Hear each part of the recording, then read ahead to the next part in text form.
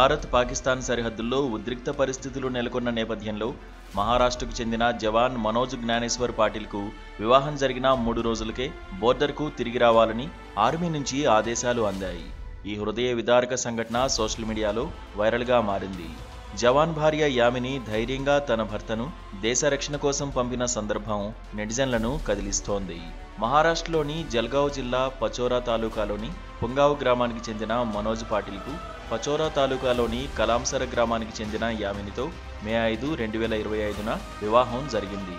వివాహ సెలవుల కోసం ఇంటికి వచ్చిన మనోజ్కు భారత్ పాకిస్తాన్ సరిహద్దుల్లో ఉద్రిక్తతలు పెరగడంతో మే 7న బోర్డర్కు తిరిగి రావాలని ఆర్మీ నుంచి అత్యవసర పిలుపు వచ్చింది. ఈ ఆదేశాల మేరకు మనోజ్ మే 8న పచోరా రైల్వే స్టేషన్ నుంచి బోర్డర్కు బయలుదేరాడు. వివాహం జరిగిన కేవలం 3 రోజుల్లోనే భర్తను యుద్ధభూమికి పంపాల్సి రావడంతో మనోజ్ కుటుంబ సభ్యులు యామిని కన్నీరు మున్నీరయ్యారు. మనోజ్ని పంపించే సమయంలో కుటుంబ సభ్యులు కన్నీళ్లు పెట్టుకునే దృశ్యాలు అందరినీ కదిలించాయి. అయినప్పటికీ యామిని దేశభక్తితో నా సింధూరాన్ని దేశరక్షణ కోసం బోర్డర్కు పంపుతున్నా అంటూ ధైర్యంగా తన భర్తకు వీడ్కోలు పలికింది.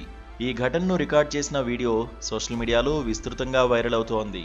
నెటిజన్లు యామిని ధైర్యాన్ని, మనోజ్ దేశభక్తిని ప్రశంసించారు. జవాన్ మనోజ్ వీరపత్ని యామినికి జేజేలు అంటూ పోస్టులు పెడుతున్నారు. ఈ సంఘటన దేశ రక్షణ కోసం జవాన్లు, వారి కుటుంబాలు చేసే త్యాగాలను సమాజం ముందుకు తెచ్చింది. దేశవ్యాప్తంగా జవాన్ల త్యాగాలను, వారి కుటుంబాల ధైర్యాన్ని మరోసారి గుర్తు చేసింది. అనేక మంది నెటిజన్లు భారత ఆర్మీ ధైర్యాన్ని, జవాన్ల కుటుంబాల సహనాన్ని ప్రశంసిస్తూ కామెంట్లు పోస్ట్ చేశారు.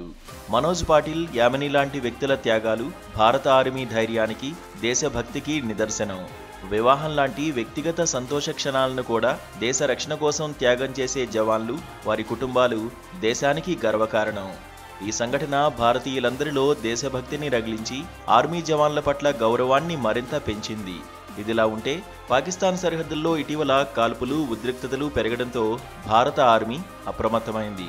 ఈ పరిస్థితుల్లో సెలవుల్లో ఉన్న జవాన్లను తిరిగి డ్యూటీకి రప్పించేందుకు ఆర్మీ ఉన్నతాధికారులు ఆదేశాలు జారీ చేసిన విషయం తెలిసిందే.